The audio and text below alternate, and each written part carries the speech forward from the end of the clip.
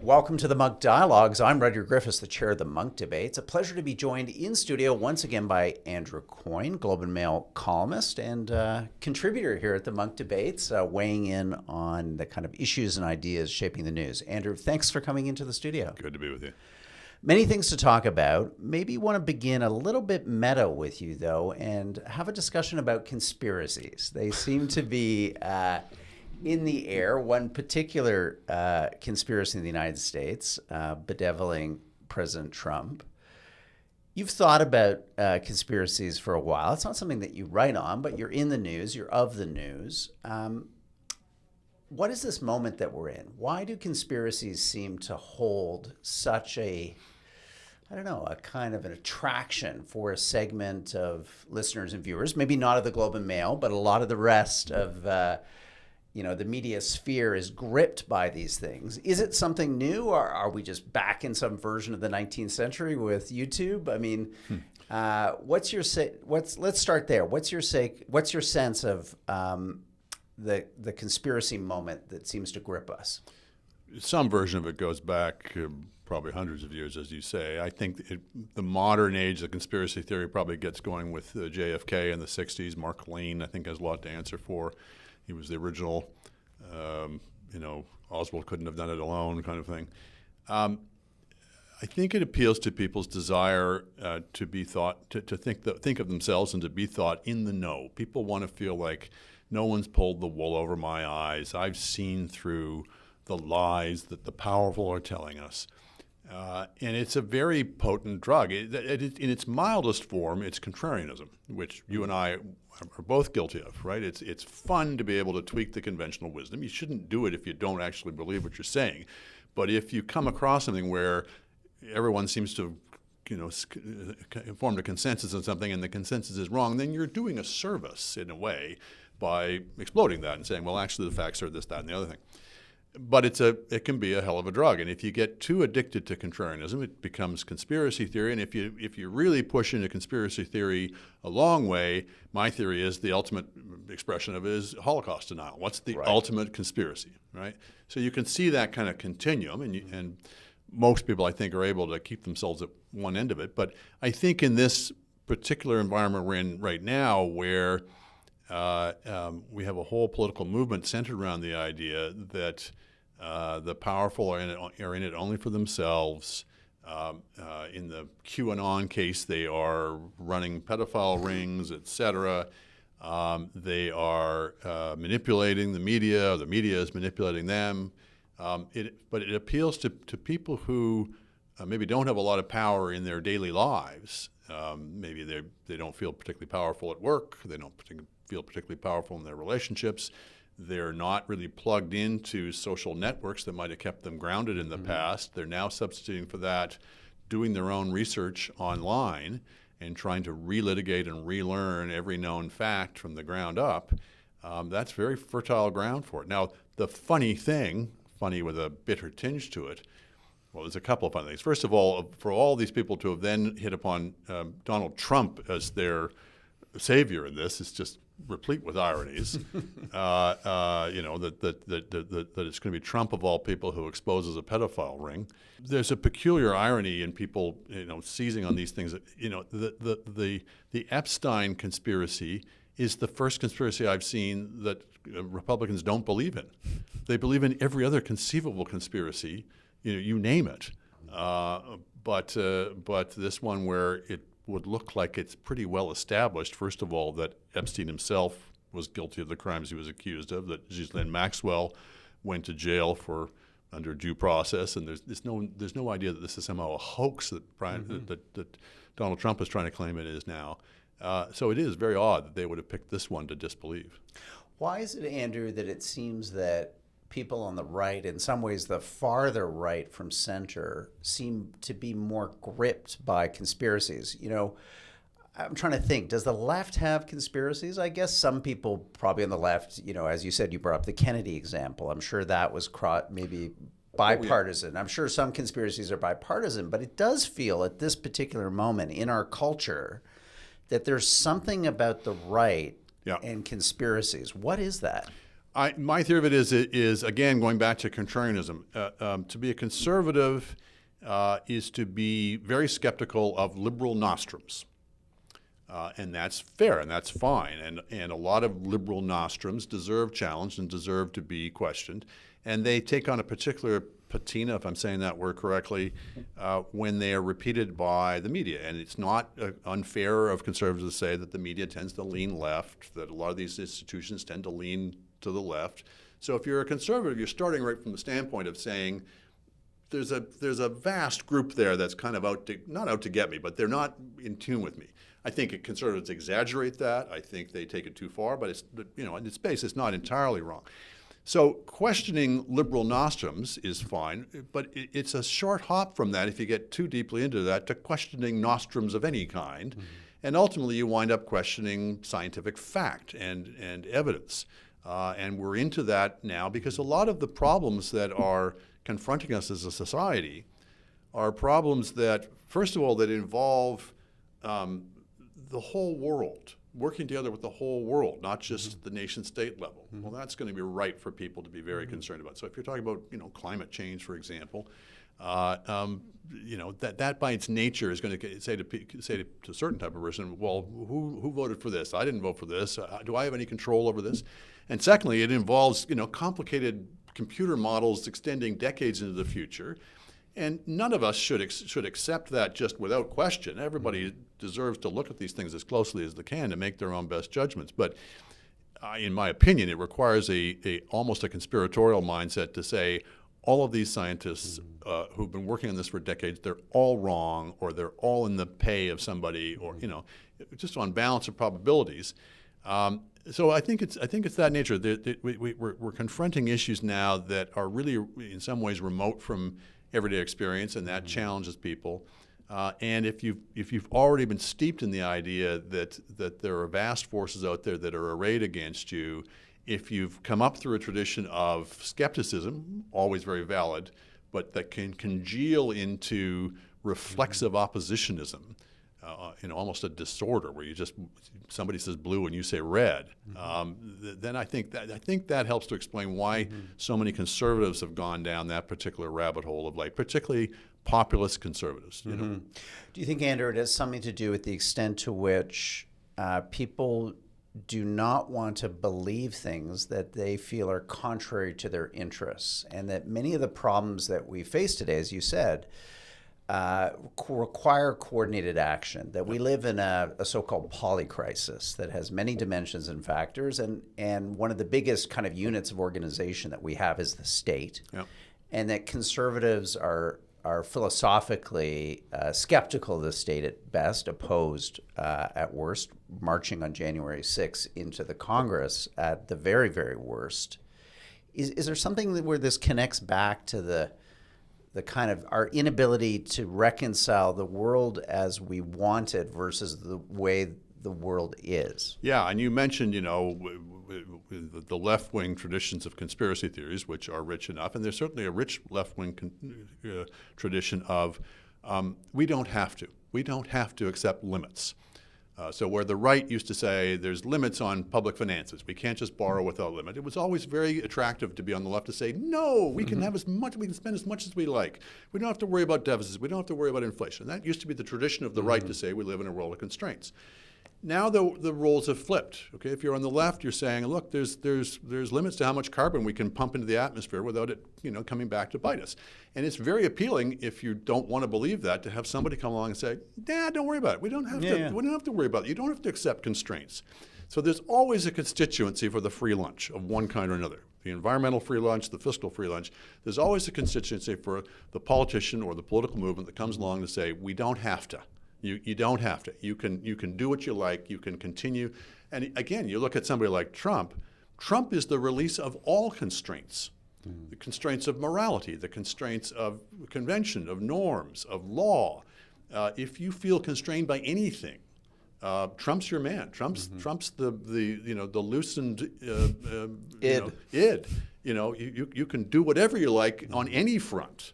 It's not coincidental that he's also the guy who runs massive deficits. I mean, it's bizarre that people who think themselves as fiscal conservatives project onto Trump, some of them do, that he'll balance the budget. The same way it's just bizarre that people say, and you'll hear people say this, the reason I like Trump is he'll get tough with the Russians. What? So there's which is a broader statement of people always want to believe what is in their interests or to their benefit to believe. They also want to believe things that make them feel wised up and smart and in the know and they've got the jump on the smarty pants who think they're smarter than them or think they're more educated than them, et cetera. And Trump appeals to that as well. Yeah.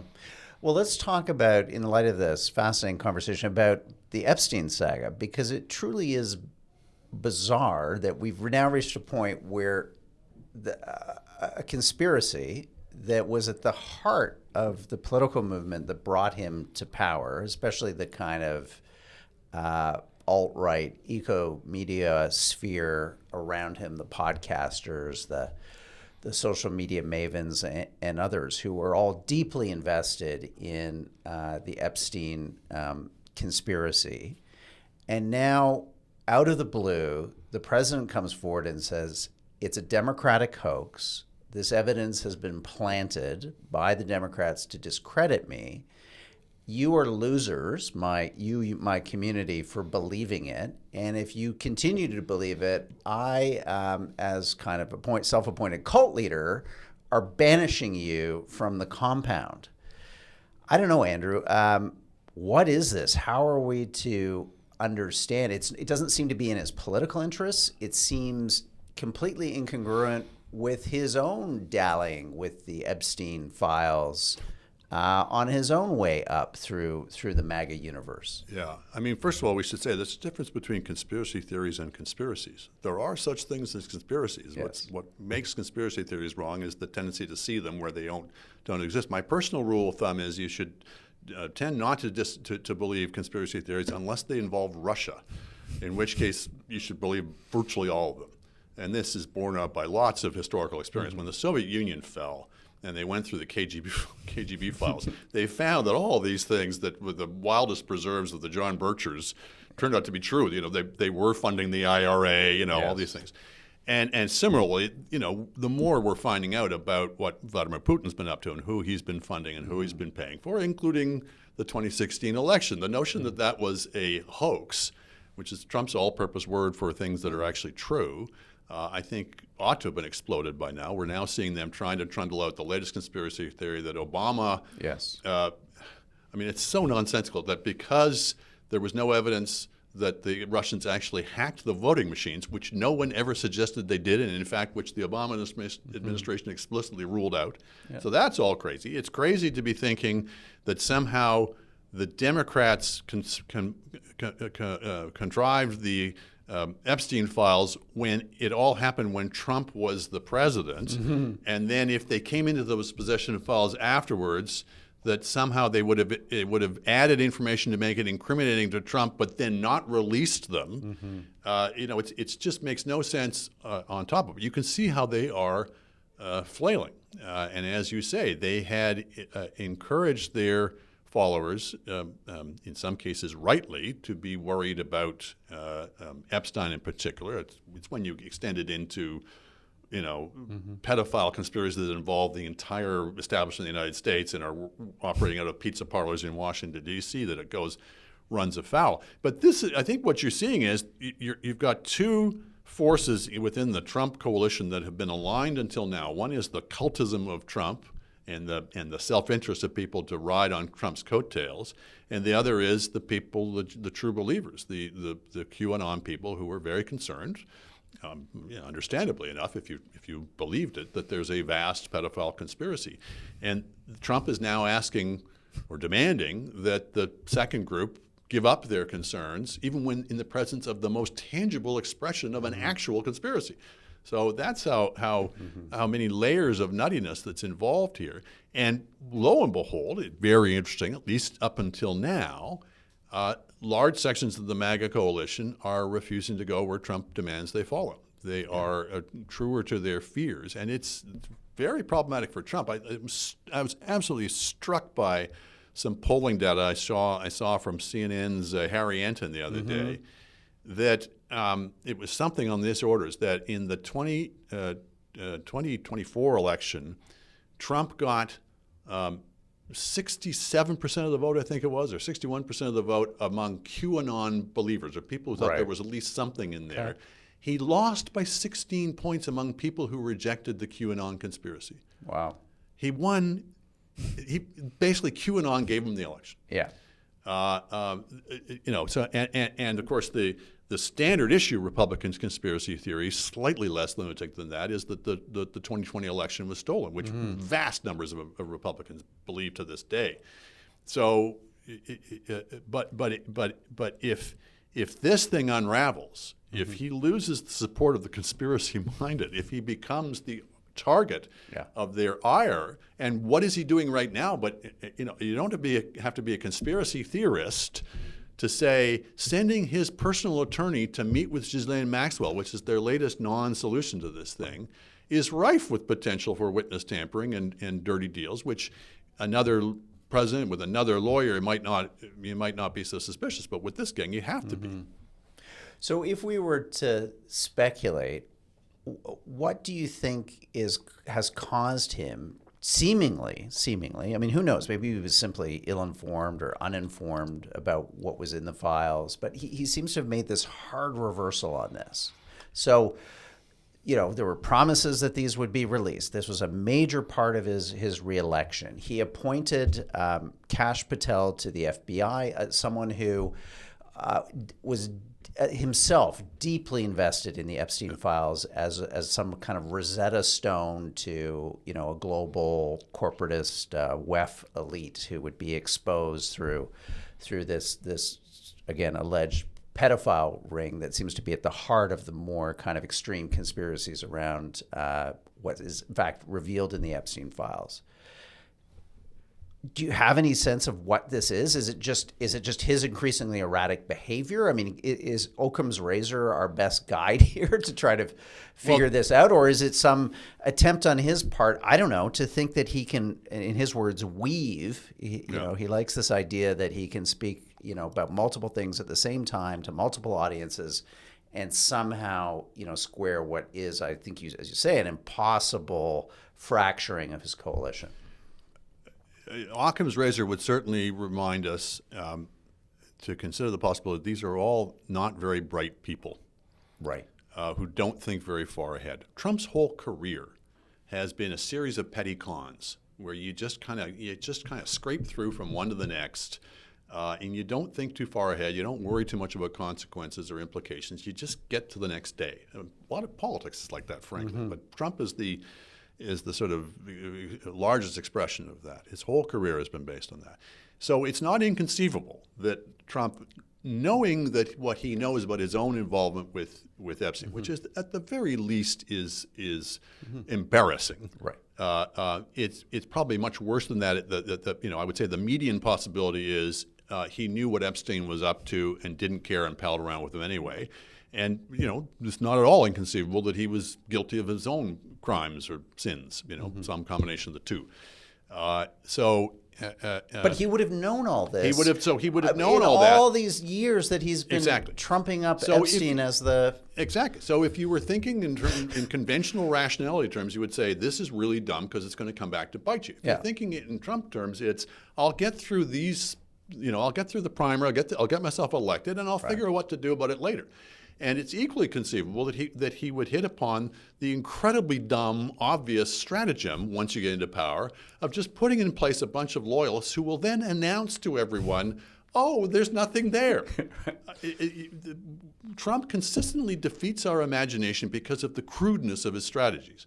And our own version of wanting to be thought in the know is we always want to believe that people are doing things for sophisticated, clever, strategic reasons, and we consistently make this mistake of attributing it to Trump, and he consistently disproves it. So it's a great superpower that you consistently come in under people's expectations of whatever stratagem might be animating you. I think the most plausible explanation is what I'm laying out for you. They thought they could get away with this. Not completely inconceivably, because their followers, famously, Trump said, I could shoot somebody in the middle of Fifth Avenue, I wouldn't lose support. If come to believe that your followers will go wherever you take them, whatever you tell them to believe, they'll believe it.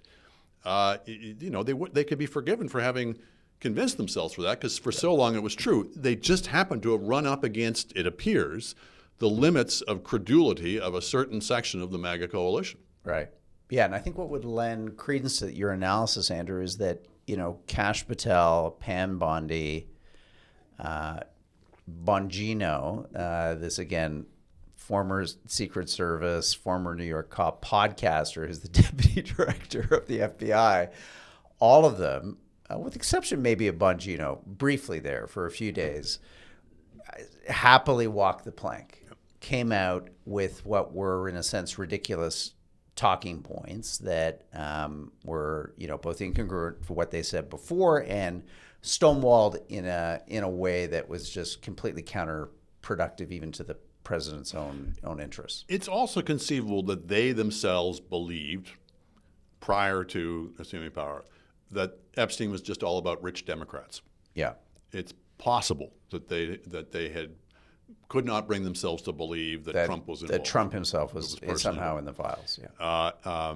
Again, you would think, if you'd paid any attention to his long association with Epstein, with his long record of statements that suggested, he was into something resembling that scene.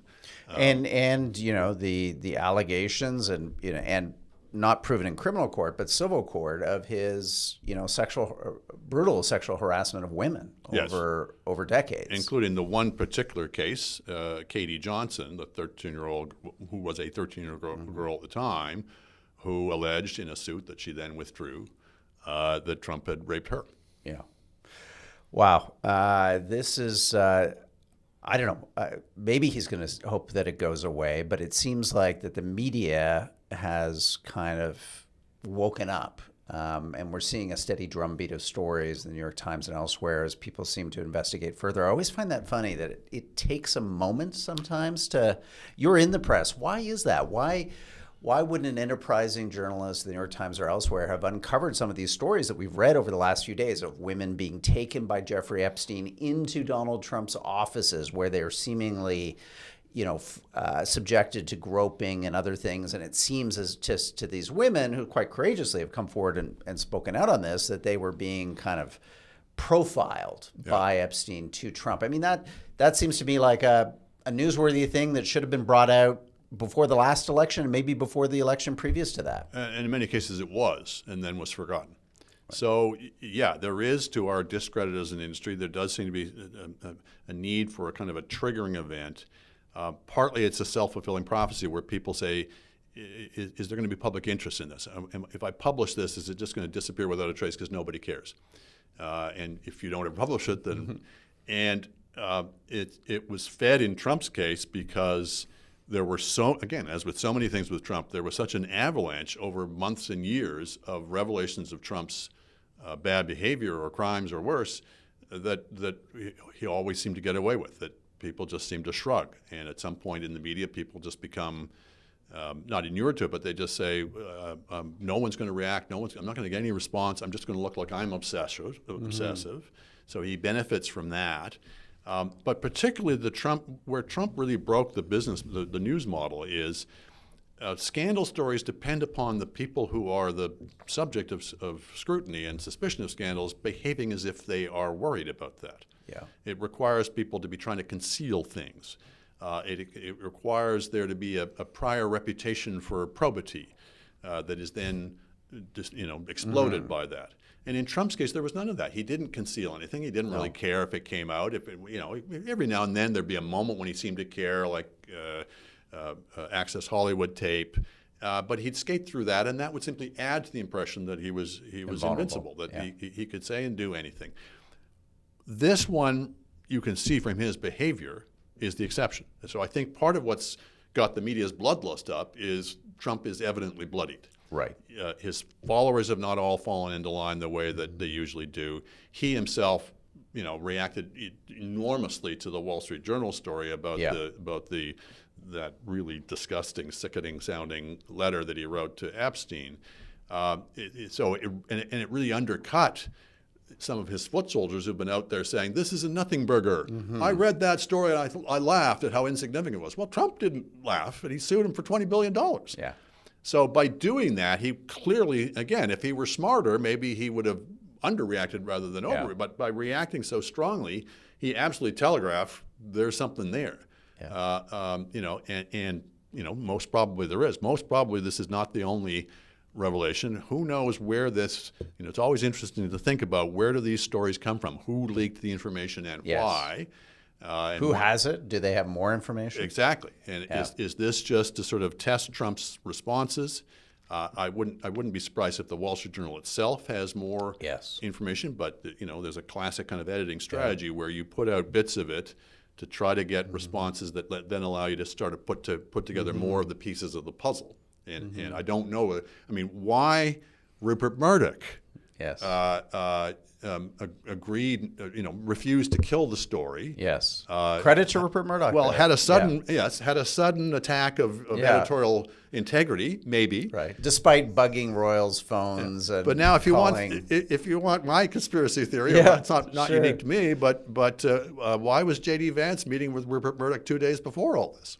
Wow. Now, was it in secret in Montana? Yeah. Now, was that because he'd got wind of the story and he was trying to get him to kill it? Yeah. Or do you have some other agenda? Yeah. And people are looking at J.D. Vance's behavior in the wake of this in a very interesting way. So. Where's Elon Musk in all this? Because he for a while has been dropping tweets that Trump is in the Epstein files. Yeah. Now, how does Elon know that if he does? Right. So, and who has had access to those files? In a normal country at a normal time, you would say these are kept under close lock and key. Yeah. There's a long tradition of stewardship of the evidence, and because it has to stand up in court, chain of custody, as you say. Is that the case with this? It's as I say, you shouldn't believe in conspiracy theories if they're implausible and require you to believe extraordinary things to believe them. But sometimes Occam's razor points you in the direction that the conspiracy is real. Yeah. I also wonder if his wife Melania isn't somehow in these files, because she was allegedly introduced to Trump in no small part through the Jeffrey Epstein. Epstein says they slept together for the first time on his plane. Yeah, lovely memories for friends to share. One of them dead, the other maybe facing some political slow death. Let's shift gears in just the remaining moments of the show, because I know the issue of Ukraine and its fight for some future for its country in the face of Russian aggression has been an important theme of your column and writing and kind of public advocacy over the last couple of years. We're seeing, Andrew, in the recent weeks, really an unprecedented bombing campaign of Ukrainian cities, including now Kiev. Each day we're opening up our news feeds, and there are reports of hundreds of drones and ballistic missiles in nightly attacks. Most recently, I believe last night or the night before, there was seemingly an attack on a subway station in Kiev, probably an attempt to create a mass casualty. This is all happening, though, Andrew, against another round of meetings on so-called peace talks and statements by Zelensky, which seem to be trying to accelerate momentum for real peace talks. Where do you think we're at in this conflict, and is it acceptable for the West to have left Ukraine in the situation that it's found itself in over these last few weeks? What's our responsibility? It's utterly unacceptable. It's perhaps understandable in some of the political calculations people are making, external and internal. You are dealing with an unprecedented situation where the quote-unquote leader of the free world gives every evidence of being on the Russian side in this. We've seen this faint feint on Trump's part in recent days where he said, I'm giving Vladimir Putin 50 days or I'm going to do X, Y, and Z. Well, 50 days, he's basically given 50 days license to do whatever the hell he wants, to quote Trump.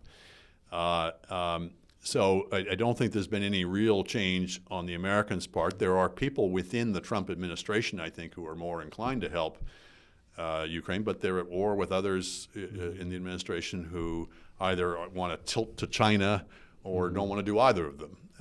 And it just seems to be, in some cases, it's not even who gets Trump's ear. It's people are acting without Trump's say-so. It's very clear.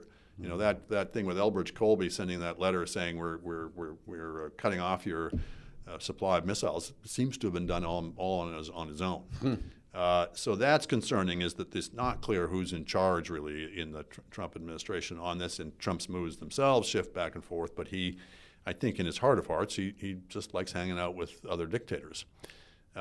So that's troublesome. The Europeans have been slowly, and maybe lump Canada in there as well, slowly standing up to the realization, or waking up to the realization, that they're going to have to do more on their own. They cannot wait for the American leadership to materialize.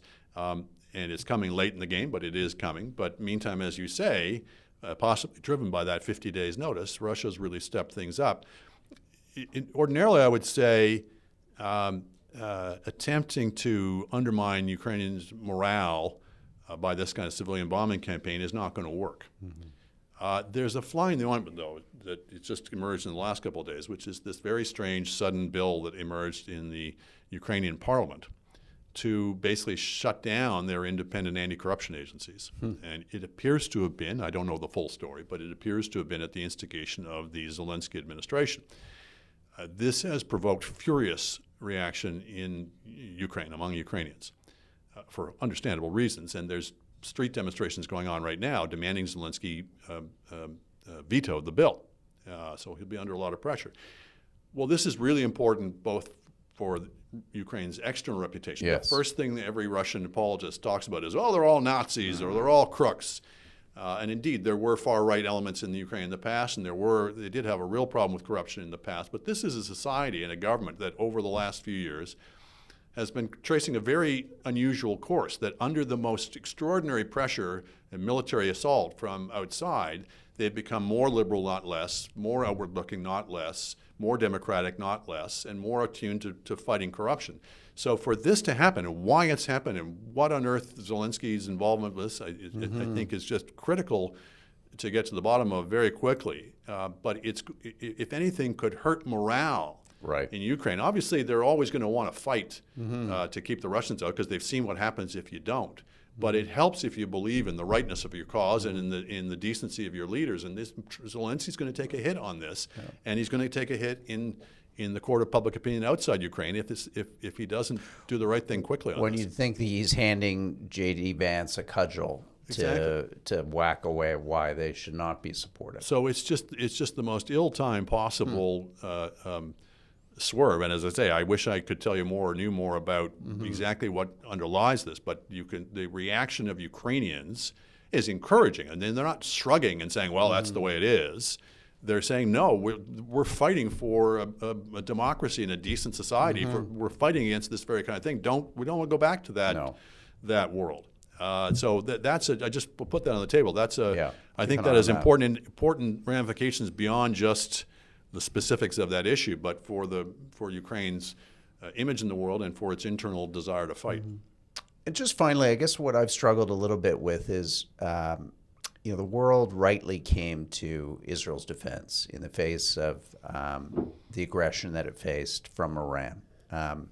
It did that on, three major occasions when Israel was subject to large-scale ballistic and drone attacks.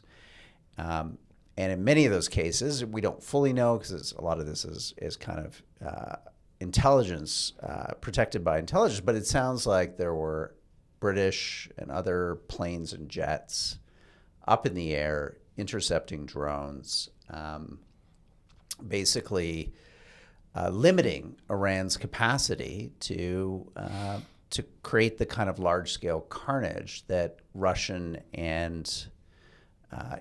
drone and missile attacks now are creating each and every night in major cities over Ukraine. Why is there this difference? I mean, I get that Russia is a nuclear power. It's a large one. There are risks of escalation that have always been around this conflict, but it does seem like a tale of two cities, if you want to try to be as charitable about it as possible, or it's two different standards. On one, because Iran is weak, we think we can get away with this. And on the other hand, well, Russia's pretty weak, but we don't want to do this. But we will do it in one case and not in the other. Is there a kind of moral confusion that's set in here with regards to Ukraine? Moral or strategic confusion.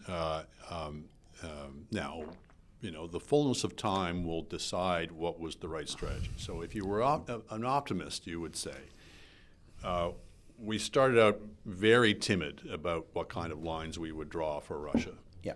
And eventually crossed each of them in our turn. So what will be the verdict of history was that sensible and prudent to ramp up gradually so that you didn't do it so suddenly that you provoked the thing you were fearing? Or was that just consigning Ukraine to the death of 1,000 cuts and too little, too late? And I don't know the answer to that. I worry that it's the latter. That if we'd come in harder, faster, we would have deterred Russia more. Well, obviously, if we'd done the right thing back in 2008 or 2006 and admitted Georgia and Ukraine into NATO, I think it's very clear that we would we would not be in the situation we're now in. But having failed at that gate, when Russia launched the full-scale invasion in 2022, should we have ramped things up faster, crossed lines faster? Easy to say in hindsight, maybe we should have, but it's hard to know exactly how Russia would have reacted, and it's not crazy or stupid to worry about Russia's reaction. No. It might be an error. We might have overstated their hand. We might have been too fearful of what Putin either was capable of or was desperate enough to do. But those strike me as the kind of judgments that are easy to make in hindsight. But the concern you're raising is absolutely valid, and we certainly at this point, drawing the evidence of what we've been seeing over the last months and years, be far less timid about standing up to Putin and realizing how weak his position really is in many ways. If we had any kind of decent administration in the United States, the Russian economy is so weak and so hollow now that you do get the sense that a really concerted push on the sanctions front, not Trump thing where I'm going to put tariffs on exports that we don't actually receive from Russia, right? But full-blown sanctions. Yeah. I don't think I'm being Pollyannish and think that could really make a difference with the state the Russian economy is now in. Just finally, to play the thought experiment one step further, I mean, why aren't NATO jets, maybe not American jets, but German jets or French jets over Ukrainian cities, not Russian cities? Yeah. They're not crossing into Russia. They're not attacking Russia. Why aren't we offering some kind of additional defensive assistance? Germany will be sending, I believe, up to 5 new Patriot batteries. That's great, but it's clearly not enough. Yeah. Civilians are dying. Children are dying. The elderly are dying in these strikes every single day. Forget the Ukrainians bravely dying on the front lines.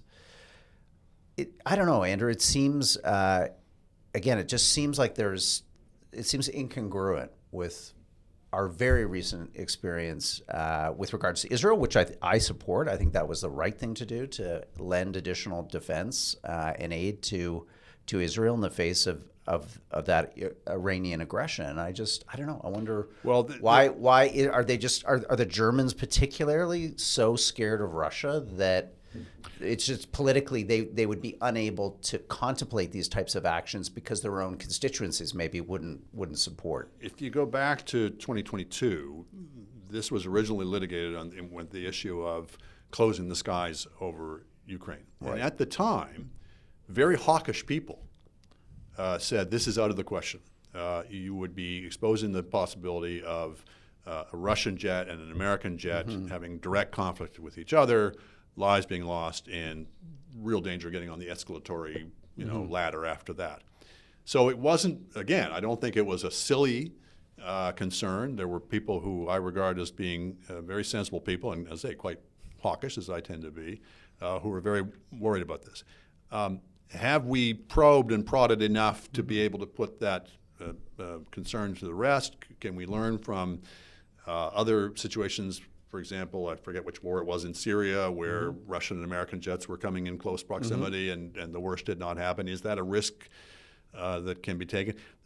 The only pause I have on that is are fighter jets even the issue anymore in the Ukraine war? Has drone warfare and counter drone warfare become so overwhelmingly the factor in this conflict? I mean, I can't recall last time I read about Russian jets flying over Ukraine.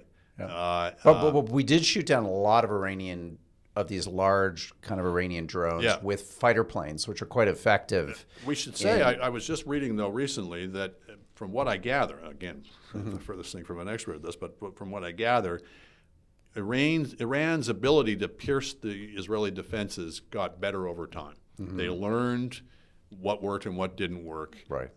And so what was a pretty impenetrable defense at the beginning of that conflict was starting to show holes as time went on.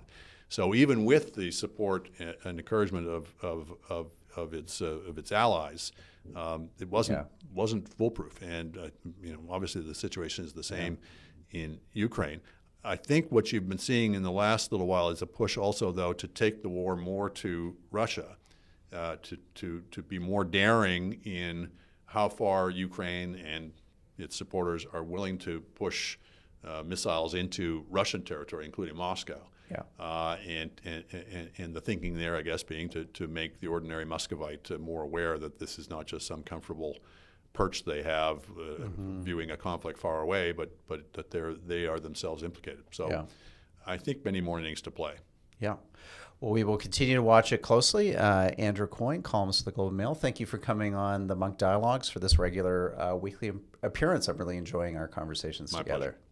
Ladies and gentlemen, please check out Andrew's latest book, The Crisis of Canadian Democracy. You can do that right now. Indigo, Amazon, wherever you get your books, your local bookstore. That would be nice. Go check it out there. I'm Rudyard Griffiths, the chair of the Munk Debates. Thank you for tuning into this edition of Munk Dialogues. We'll be back at you next week. Bye-bye.